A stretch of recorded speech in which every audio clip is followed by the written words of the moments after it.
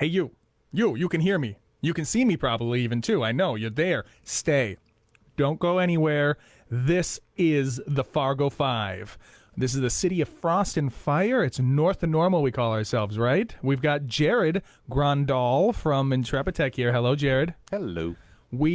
Fargo, it's a very exciting town. So that's why you're here. That's why you clicked. You said, I want to know about Fargo, right? Or that's why you're listening. In Fargo, you know how exciting this place is. The show, huge. We get listener mail from all around. People want to know. I told them we were having somebody about cybersecurity on, and so they sent us some mail. So we're going to listen and get your live reaction on the air, Mr. Grandal. We'll see how it goes. Well, we've got Mildred from Mobile, Alabama. She says, I once accidentally clicked on a suspicious link, and my computer got a virus. If I accidentally click on a Fargo tourism ad, will my laptop end up speaking with a North Dakotan accent and craving hot dish? If it does, that'd be very impressive, and I would love to know how that one works, because that'd be a fun one to release on the world. We need more North Dakota accents out there. What kind of virus? I mean, you can't get a virus just by clicking on an ad, can you? Technically, you can. You don't even always have to click on the ad either. Sometimes they do embed them just on ads on regular websites. So my understanding, though, is something will pop up and say yes or no, and you have to stupidly say yes, right? I mean, generally, yeah. But one thing I talk about a lot is people go into autopilot mode, and they're not really looking at what they're clicking on. They're just like, okay, let's get rid of this. Or even they may do it so you click on the X, and that's what triggers it to download. Well, I feel like it's gotten worse. So the European Union passed that cookie thing, right? And that's why now everybody says to you, do you accept all our cookies? Like every time you go to a website, you have to say that, right? And so you're just on autopilot of clicking yes. Mm-hmm. And so I feel like for whatever reason they did that cookie thing, well, now we're on autopilot just saying yes, yes, yes, yes, yes, go away so I can access the site. And so now accidentally you're saying allow notifications instead of the block. That's a really annoying one.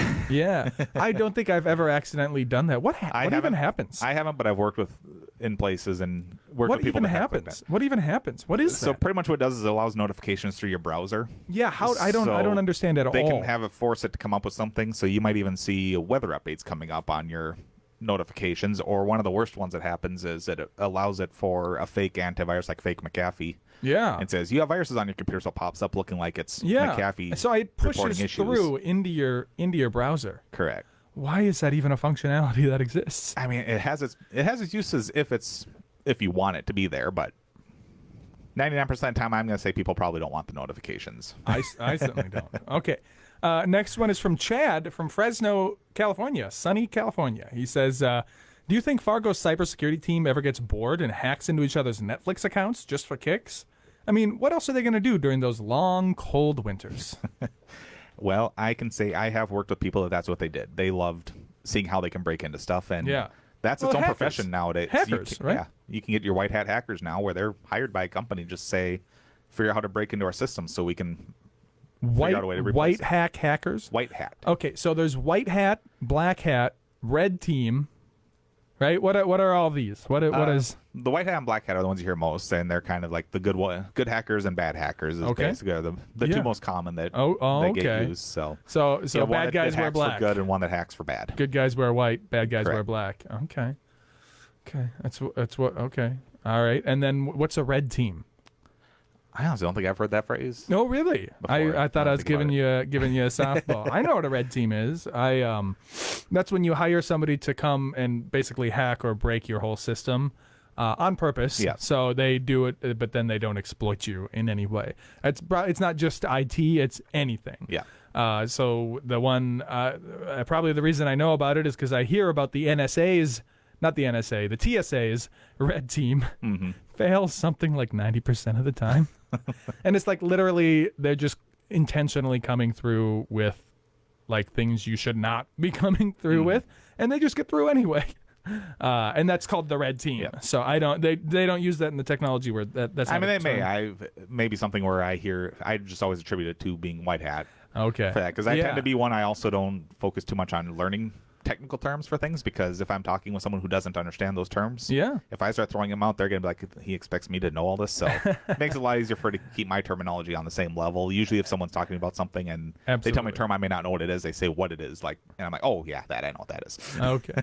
When I think the term red team is a little broader than just white hat hacking. I mean, I don't know, because like that hacking is like on computers, but like if I'm trying to sneak a knife onto an airplane on purpose, as the red team, Correct. you know, that may be similar to hacking, but a little bit more broad. Yeah. I always said maybe I should start I have a special talent for just breaking things. I don't know why I've always been that way. I thought of maybe like just offering, you know, contracted red team services to anybody, whoever you are. You want me to come mess your stuff up? I can do that. I'm good at that. Okay. Last question. Sheila in Corpus Christi, Texas says, hey, so if Fargo's cybersecurity was a sandwich, would it be like a super secure BLT or more like peanut butter and jelly with a firewall jelly layer? Well, if I was in charge of it, it would definitely be a peanut butter and jelly. Okay. Why? How so? How are you taking? I don't even understand the question. I don't either. I'm just thinking I love peanut butter and jelly sandwiches because I'm still a child at heart. So, How about peanut butter and bacon sandwich? Is that too wild? I can't say it is because I do peanut butter burgers a lot at places that have them. Oh, So. yeah. Don't they call that a Lucy? Is that what a Lucy is? Could be. I don't know. I don't know either. But I know that I'm hungry. And I think every place has a different... Somehow I always end up term talking they use about for them. food during the show. It's over the lunch Imagine that. hour, which I was like, hey, there'll be a lot of traffic, lunch hour traffic, right? But then I'm just hungry the whole To time. be fair, most of my conversations are about food. It's one of my few topics I know something about.